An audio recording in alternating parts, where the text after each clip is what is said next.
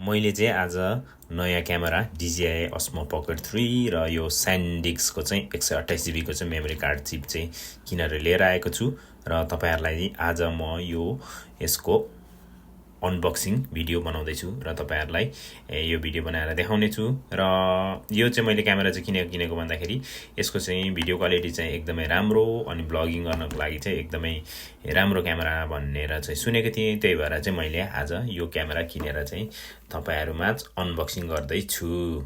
So म चाहिँ तपाईहरुलाई चाहिँ आज चाहिँ यो क्यामेरा चाहिँ अनबक्सिङ गरेर देखाउने छु र भिडियोको क्वालिटीहरु के छ कस्तो छ त्यो पनि म तपाईहरुलाई देखाउने छु र भिडियो चाहिँ एकदमै बवाल हुन्छ जस्तो लागेको छ यो क्यामेराबाट चाहिँ। सो मैले चाहिँ राम्रो क्वालिटीको भिडियो बनाउनको लागि चाहिँ मैले चाहिँ अलिकति पैसा खर्च गरेर चाहिँ यो नयाँ क्यामेरा किनेको छु।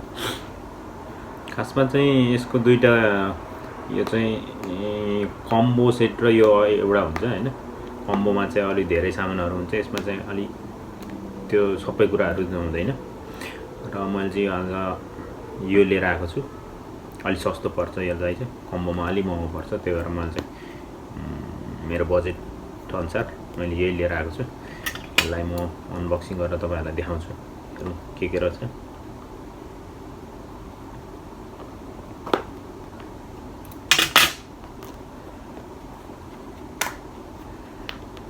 हेरौँ हैन के सामान छ। मैले चाहिँ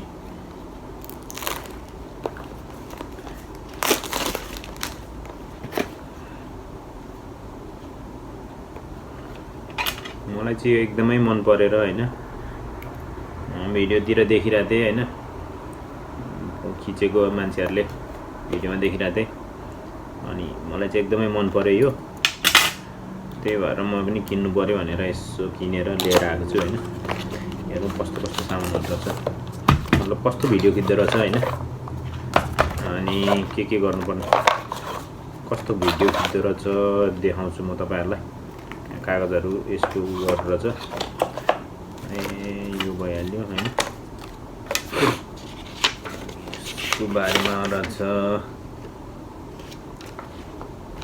हैन, खास चाहिँ यहाँ रहेछ। यो चाहिँ के रहेछ, क्यामेरा यहाँ छ हैन। यो चाहिँ क्यामेरा हो, यसको यो बक्स हुँदो रहेछ। यो कसरी झिक्ने हो, सबै सिल प्याक नै छ यी हैन, यस्तो हुँदो रहेछ।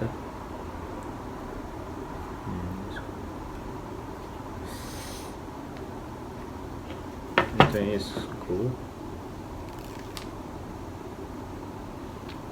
यहाँ चाहिँ भाषा छान भनेर देखायो, ल्याङ्ग्वेज हैन, इंग्लिश र त के हो जापानिज पनि रहेछ। म चाहिँ इंग्लिश गरे हैन, ल्याङ्ग्वेज इंग्लिश गरे।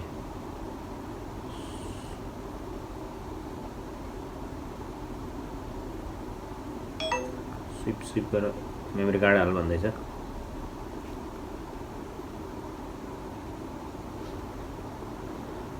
हैन यसमा कार्ड कहाँबाट हाल्ने त, यहाँ रहेछ जस्तो छ हैन। सो मैले चाहिँ मेमोरी कार्डहरु सबै हालेर चाहिँ यहाँनेर चाहिँ क्यामेरा चाहिँ अब चाहिँ रेडी टु युज। अब हेरौँ है त कस्तो रहेछ यो क्यामेराको क्वालिटी। यसो यो चाहिँ मेरो यो नयाँ क्यामेरा Osmo Pocket 3 बाट लिएको, नयाँ क्यामेराबाट लिएको भिडियो